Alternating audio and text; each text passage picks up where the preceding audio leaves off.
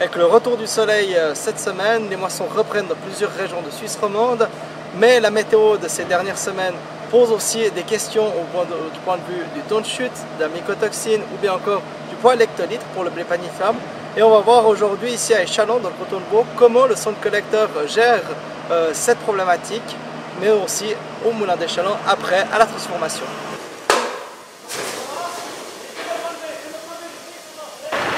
C'est le premier lot qu'on livre, donc on verra. On ne peut pas encore dire. Mais je pense que... On espère qu'on n'aura pas de germé en fait. On verra.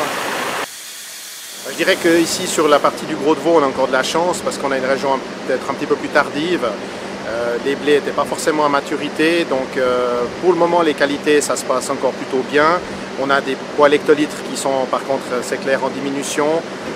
Un premier lot de germé, mais pour le moment on touche du bois. On va voir maintenant vraiment sur les prochaines heures et les prochains jours, ça sera déterminant pour la qualité de la récolte sur la région. C'est difficile à cause de la météo. On a fait tout ce qu'on a pu, mais on est en train de se faire dépasser par le temps. Enfin, on va réussir à tout finir, mais c'est dommage d'avoir dû passer par là. Mais sinon, ça va, la qualité elle va encore. On garde confiance. On ne peut pas faire autrement dans notre job.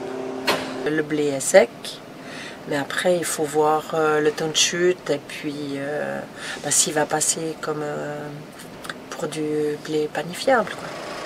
Heureusement, cette proposition de stocker séparément des lots qui font entre 180 et 220 reste une mesure volontaire, facultative, donc à chaque centre collecteur de savoir s'il a la capacité, les cellules nécessaires pour stocker cette marchandise séparément.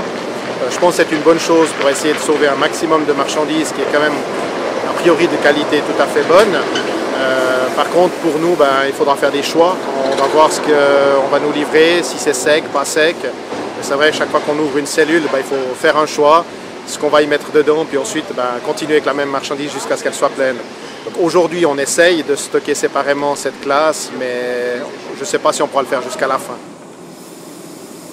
Nous, on sait que la marchandise, au centre collecteur, le silotier vont réceptionner, ils vont homogénéiser, donc suivant les qualités, après je ne sais pas, on verra cette année, ce ne sera pas fini. Donc on verra, puis il va essayer de faire le plus stable possible.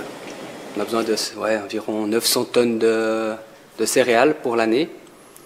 On va l'analyser, le sécher, le trier au centre collecteur. Ensuite, on va le rapatrier ici. Et puis, on va faire une mouture, une première mouture de l'année, avec la céréale, par exemple, 2020 ou 2021.